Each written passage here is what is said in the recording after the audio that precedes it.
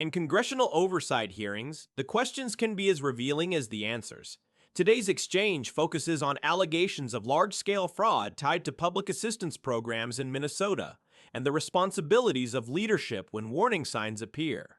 As lawmakers examine what officials knew and when they knew it, the discussion touches on accountability, government oversight, and the complexities of managing multi-billion-dollar state budgets. The stakes are significant. When taxpayer-funded programs expand rapidly, scrutiny over transparency and fraud prevention often follows. Mr. Donalds from Florida. Thank you, Chairman. Governor Walz, when did you first receive notice of potential fraud in Minnesota's social services programs?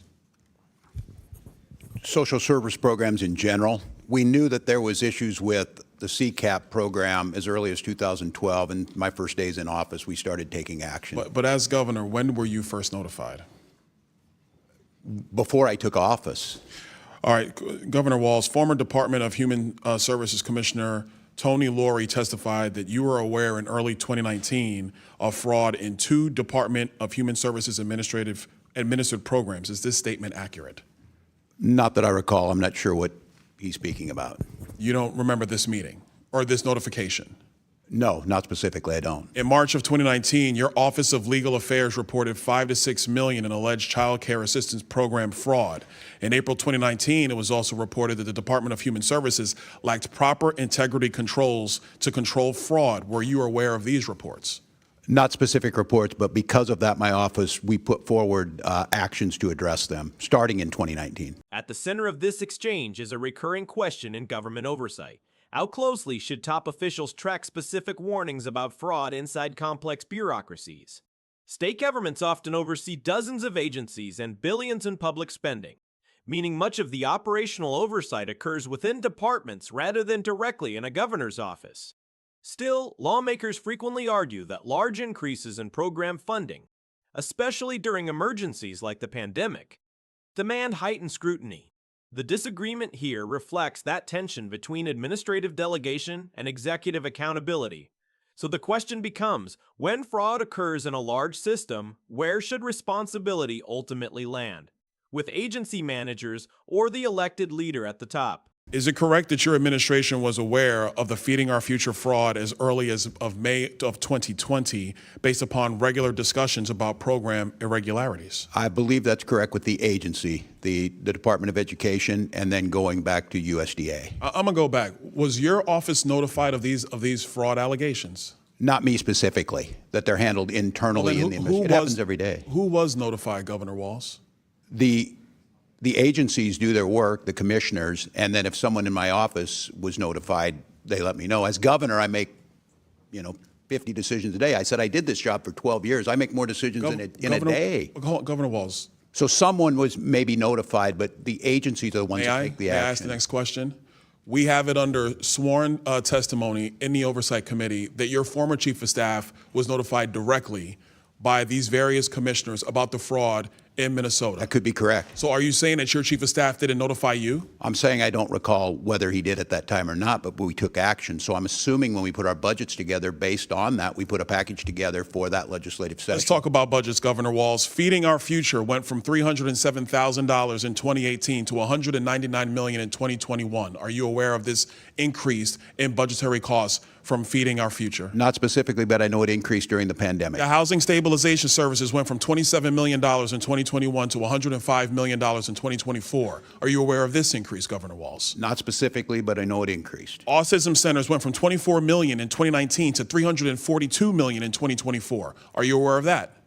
Not specifically again, but yes, we know the budget's increased. Integrated community supports went from $4.6 million in 2021 to $170 million in 2024. Are you aware of that?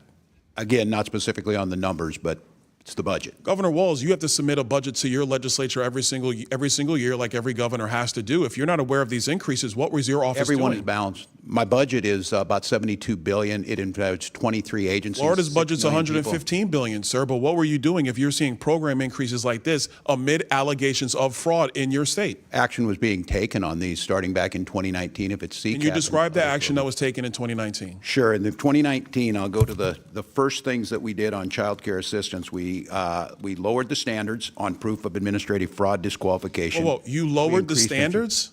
We lowered the standards for proof of administrative fraud. The standards where we had to prove it were so high it was impossible to try and do it. So we lowered what it took to show that fraud was happening. And what did you do with the results of lowering the standards to prove fraud? What did you do? We put 79 people in prison and But Governor Walz, the fraud prosecute. continued to increase. It increased under your tenure. Do you acknowledge that?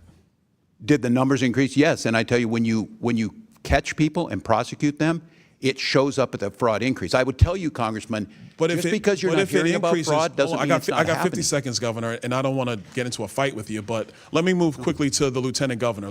Peggy Flanagan's your Lieutenant Governor, is that correct? That is correct. Does the Lieutenant Governor go on the ticket with you, or are they elected by themselves on a ballot in the state of Minnesota? It's on a ticket. It's on a ticket. Peggy Flanagan essentially works for you. She has an independent office. She's a constitutional officer. She's on the ticket, but she is independent as a constitutional officer. You could ask for her resignation at any time. Is that correct? That's typically how it works with lieutenant governors. Yeah, but she's a constitutional officer. I don't believe that's happened in Minnesota.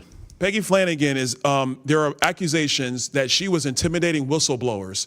There was a meeting on April 12th of 2024, where she went on stage and publicly denounced whistleblowers in the state of Minnesota, calling them losers in their mother's basements. Is this the type of treatment that your administration allows for whistleblowers in Minnesota? I'm not familiar with that. Are you aware of any intimidation of whistleblowers in the state of Minnesota? No, there are 30 whistleblowers who have given letters to this committee on the record saying that they have been subject to intimidation by your administration because they were trying to stop the fraud in Minnesota. I encourage them to go to the OLA and the independent sources in Minnesota that are the open to do OLA, that. you're the governor. No, the OLA is the independent But sir, office of you're the legislative governor. audit. Why don't you take responsibility for what's going on in your state? We do take responsibility. None of those people, I'm telling you, I have no knowledge But of you them lost coming billions of dollars of American taxpayer money in the process, Governor Walz. We prosecuted these people, Congressman. I think Florida has fraud. I would argue that the prosecutions have largely come from the federal offices That's as not how opposed to the this state works. offices. You know that we refer What them do you to mean them. that's not how it works? That's They're exactly partners. how it works. They're partners. They partner together. Our BCA. Is the Attorney General allowed to investigate fraud and prosecute fraud in the state of Minnesota without the Department of Justice federally? Are you allowed to do that, Attorney General Ellison? Yes, and we do prosecute Medicaid. Yes, and we do prosecute Medicaid fraud all the time. We've prosecuted over 300 people. Apparently not enough, because Minnesota's rife with it. I yield back. Oversight hearings like this highlight the ongoing challenge governments face in balancing rapid program expansion with effective safeguards against fraud. While lawmakers focus on whether leadership had adequate awareness of warning signs, state officials often point to the complexity of managing large bureaucracies and the role of federal-state partnerships in investigations and prosecutions. What ultimately matters for taxpayers is whether systems improve after problems are exposed, and whether accountability leads to stronger oversight moving forward. What's your perspective on this exchange? Should governors be expected to track detailed fraud warnings personally, or is that responsibility primarily handled within agencies? Share your thoughts in the comments below. And if you want more clear, fact-based breakdowns of major political hearings and policy debates, make sure to like this video, share it with others, and subscribe for more in-depth analysis.